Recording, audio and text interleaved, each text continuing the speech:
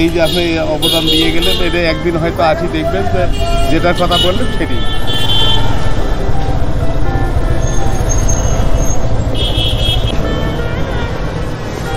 আসসালামু আলাইকুম, ভালো আছেন? আরে হাসি, ভালো লাগলো। দোকান কি আপনার? আপনার দোকান? কিছুই তো নেই দোকানে। কিছু নাই, বিস্কিট আছে। পানি খাবেন? পানি খাওয়াবেন আপনি? বসেন বসেন। আপনি খাওয়াইলে আমি খাবো। আচ্ছা খান, বসেন। আমি খাওয়াবো, আপনি খাবেন। হ্যাঁ অবশ্যই। এটা বিস্কিট খান। এটা কি আপনি আমাকে ইচ্ছে করে খাওয়াচ্ছেন? আচ্ছা মনে করেন আমি যদি টাকা না দিই আপনাকে? আচ্ছা তাতে কি হবে? হ্যাঁ, ক্ষতি হবে না আপনার? আমার কি আর বোন বেডি নাই? ওদের কি খাওয়া লাগে না? না, আমাকে যে চিনলেন না, আমি আসে সালাম দিলাম আর আপনি আমাকে খাইতে দিচ্ছেন, আসলে অনেক ভালো লাগলো।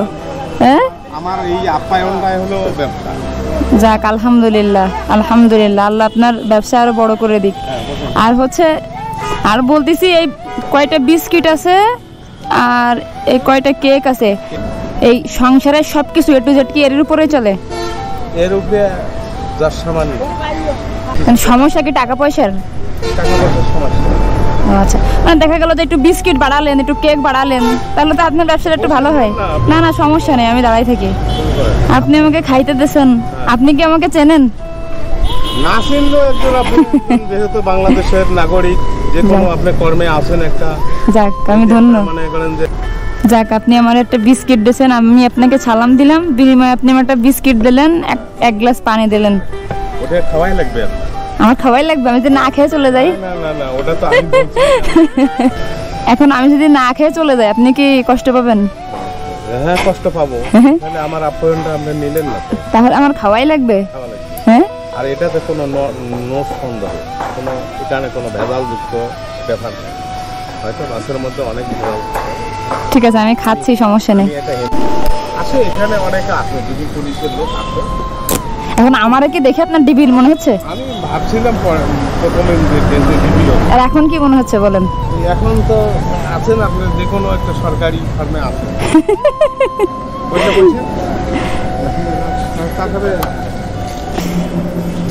আপনি তো কুড়িগ্রামের এক টুকরো ভালোবাসা।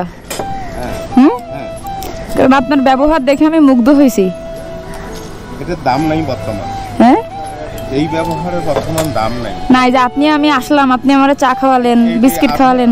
আপনার এই কথাটা আল্লাহর আরশে পৌঁছে যাবে। আপনি একটা মানুষ পাইলেন। যাক আলহামদুলিল্লাহ।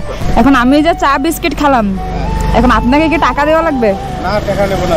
হ্যাঁ, না, আপনার তো দোকানে কিছুই নাই, মানে এই যে 3-4টা কেক, আমার কলিজার টুকরাটা আছে না, আর বিস্কিট, আমার কলিজা আছে না, এটাই যথেষ্ট। যাক, আপনার হাসিটা অনেক সুন্দর।